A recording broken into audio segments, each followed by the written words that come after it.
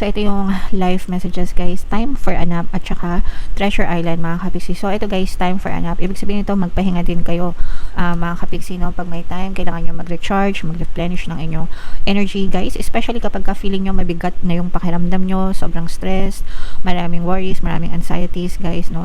Kailangan nyo talaga magpahinga, mag-rest up, relax, reset. No? Kanta ni Lalaboy guys. No? Number 1 fan ako ni Lalaboy dito sa Pilipinas.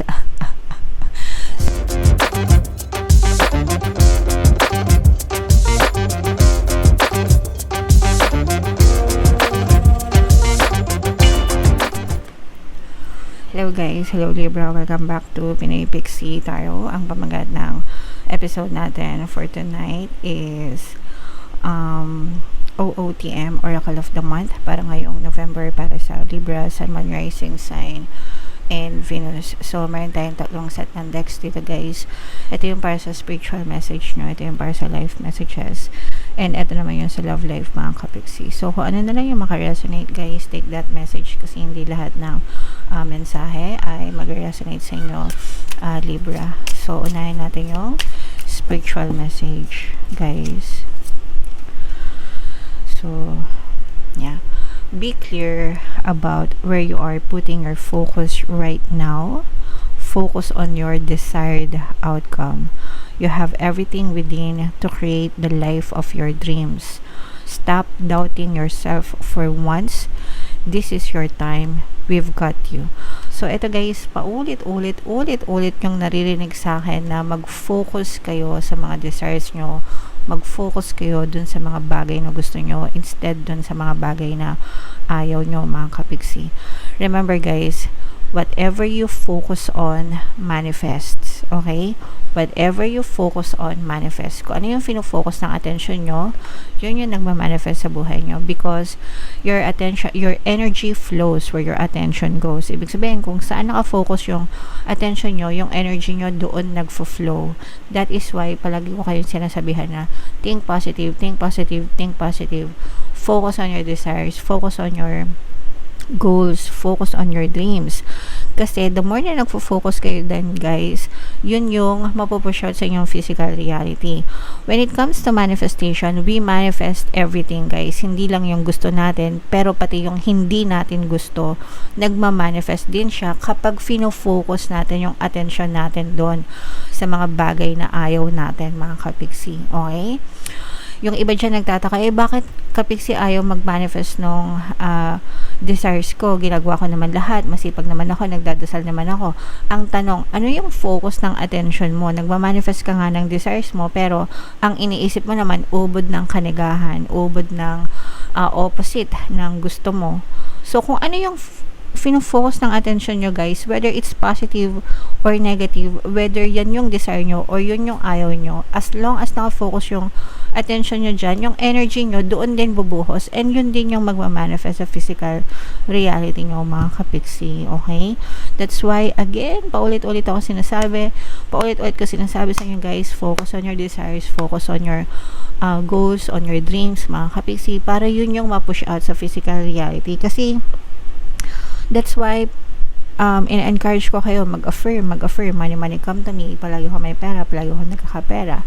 Kasi kapag hindi nyo yung ginawa guys, yung isip nyo naka-autopilot. Pag sinabing autopilot, automatic na lumilipad yan sa mga bagay na nakasanayan nyong isipin.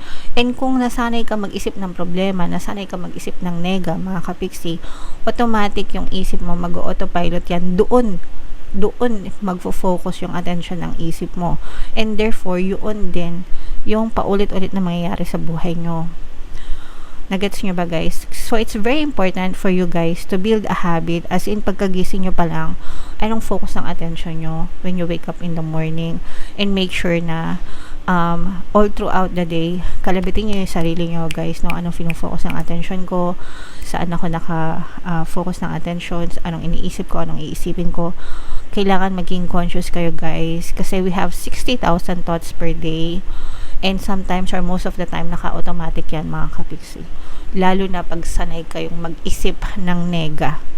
So practicing yung mag-isip ng positive, practicing yung mag-isip ng desire nyo, mag-daydream kayo, mag-imagine kayo anong mararamdaman mo pagka mayaman ka na, kapag success ka na, sumakses ka na, kapag ka hindi ka na nagtatrabaho, di ba? Nanalo ka ng jackpot sa loto. Imaginein mo, mga kapiksi, no? That's how you should go throughout the day, guys. And hanggang sa ma-push out yan sa inyong physical reality, mga kapiksi. So you have to be clear. You have to be mindful, guys. Okay? Sana naintindihan nyo. Gusto ko yung mga ganitong reading kasi nakakapag-sermon ako, guys. Anyway, so yan yung first message for you guys. Ito naman sa live messages. Habang sinashuffle ko to, guys, panoorin nyo muna yung video natin regarding sa ating paano mag-manifest ng abundance video course. Kapiksi, sawa ka na ba sa mga struggles at hirap sa buhay mo? Masipag ka ba at masikap sa buhay ngunit hindi ka pa rin umaasenso? Ilang beses ka na bang nag-attempt magnegosyo at mag-invest pero palagi ka pa rin nalulugi? Sa pagkakataon na ito ay maaaring may subconscious beliefs ka na nagiging balakid sa iyong pag-unlad at pagyaman. Introducing, paano mag-manifest ng abundance video course. Dito ay matututunan mong ma-overcome ang mga balakid mo para tuluyan ka ng umunlad, umasenso, sumagana, maging matagumpay, successful at maswerte sa iyong kabuhayan, pera, trabaho, negosyo sa lapi at kaperahan ng bonggang-bongga.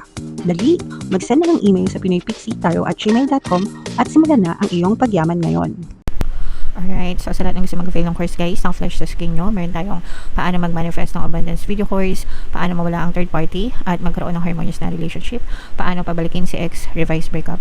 Sa mga interesado, guys, mag-send lang kayo ng email sa pinoypixitaro@gmail.com. So, ito yung live messages, guys. Time for a nap at saka Treasure Island, mga kapiksi. So, ito, guys, time for a nap. Ibig sabihin ito, magpahinga din kayo, mga kapiksi, no? Pag may time, kailangan nyo mag-recharge, mag-replenish ng inyong energy, guys. Especially kapag ka-feeling nyo mabigat na yung pakiramdam nyo, sobrang stressed, maraming worries, maraming anxieties, guys, no? Kailangan nyo talaga magpahinga, mag-rest up, relax, reset, no? Kanta ni Lalaboy, guys, no? Number 1 fan ako ni Lalaboy dito sa Pilipinas. So, hanapin nyo sa YouTube, hanapin nyo sa Spotify, Apple Music, R&R by Lalaboy. Yung message noon para sa inyo, kailangan nyo magpahinga, mga kapiksi. Rest up, relax, and reset. Yun yung message ng kanta, pero yeah, kailangan nyo magpahinga, okay? And ito naman, guys, Treasure Island. Ibig sabihin nito, guys, yung treasure, yung kayamanan, yung swerte, yung resources, guys, nasa paligid nyo lang, no? Minsan hindi natin napapansin, minsan nga natitake for granted pa natin, especially yung mga tao, no? Yung mga tao nagmamahal sa atin, sumusuporta sa atin. Guys, no, most of the time na ano natin sila na take for granted, mga kapiksi. So make sure na pagbuhusan natin sila ng panahon, mga kapiksi, ng atensyon, no? And mahalin natin sila habang nandyan pa sila, kasi kapag nawala sila sa atin, tsaka lang natin marirealize yung totoong value nila. So habang nasa atin pa sila, hindi lang sa tao, guys, even sa mga bagay, no, kailangan iniingatan natin, mga kapiksi. Alright? So, yeah, comment down below, Libra, if naka-resonate kayo dyan. So, ito naman, guys, yung sa love, tingnan naman natin yung mga emosyon na nakapaloob sa relasyon. Pwedeng nararamdaman nyo, nararamdaman nila, or nararamdaman nyo parehas, mga kapiksi. Habang sinashuffle ko to, guys, sa mga naghahanap ng pampaswerte na lucky charms or lucky bracelet, may mga items na makikita kayo sa description box, guys. Aventurine at saka Citrine. Check out na kayo, guys. So, ito yung sa love, guys. Ito, napakaganda. Sana mag-resonate kayo kasi hindi lahat nakaka-resonate kapag ka maganda yung message. Pero meron ditong respeto at saka suporta sa isa't isa, mga kapiksi, no? So, ibig sabihin, mararamdaman nyo, guys, talaga na harmonious yung relationship nyo, maganda yung pagsasama nyo ng inyong partner or specific person kasi nga, punong-puno ng respeto, nire-respeto nyo siya, nire-respeto nila kayo. And yung support, mga kapiksi, no, kumbaga parang nagbibigay ng inspirasyon or binibigyan ng inspirasyon, sinusuportahan lahat ng desisyon, every step of the way, magkatulong, magkatuwang, yun yung nararamdaman ko dito, guys, nagsusuportahan. Yeah, so maganda, guys, maganda yung relationship na to. Very harmonious. So, sana naka-resonate kayo dito guys kasi like I said, no, bihira lang yung nakaka-resonate kapag maganda yung love reading. Madalas, puro sawi. Masakit sa dibdib. So, yeah. Alright.